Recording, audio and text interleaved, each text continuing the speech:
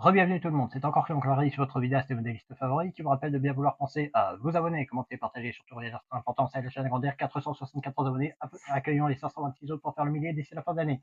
Et une petite contribution sur PayPal qui ne fait jamais de mal.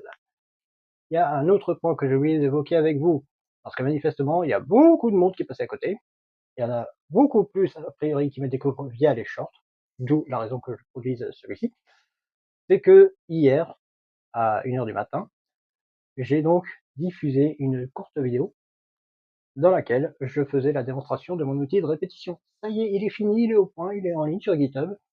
Si vous allez voir la dernière vidéo publiée à cette date, donc là, on est le jeudi 7 août, il est 1h06 du matin exactement.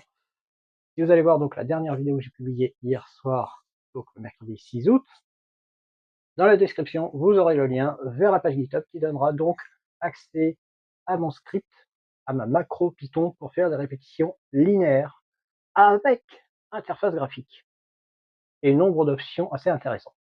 Je vous laisserai également voir la petite vidéo qui fait un petit peu moins d'un quart d'heure, dans laquelle je vous détaille toutes les étapes, tout ce qu'il est possible de faire avec cet outil. Il faudra bien entendu que je vous fasse un petit tutoriel sur comment intégrer les macros dans votre espace de travail, parce que ça ne s'intègre pas comme on intégrerait par exemple l'atelier Gear. Donc il ne suffit pas d'aller chercher dans le gestionnaire d'add-on et puis l'ajouter comme ça. C'est un petit peu plus technique, mais rassurez-vous, si vous savez copier-coller des fichiers de votre clé USB à votre ordinateur, vous saurez installer cette macro. C'est vraiment de ce niveau-là de difficulté. Donc je vais essayer de vous faire le tutoriel rapidement dans les jours à venir. J'ignore quand. C'est juste que je le ferai quand j'en aurai la possibilité.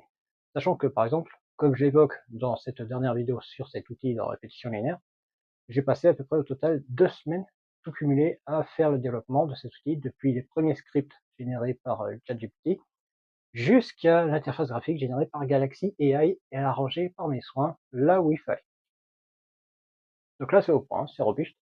Ça fonctionne sur FreeCAD version 1.0.0, aussi bien installé depuis les Flatpak que pris en AppImage, ainsi que sur la version 1.0.1, que vous aurez donc librement à disposition sur le site freecadweb.com.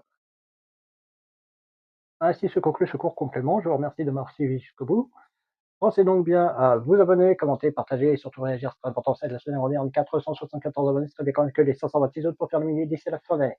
C'est donc Clément qui vous souhaite une bonne soirée, une bonne semaine, de bonnes vacances si vous en avez, et qui vous dit à la prochaine. À bientôt.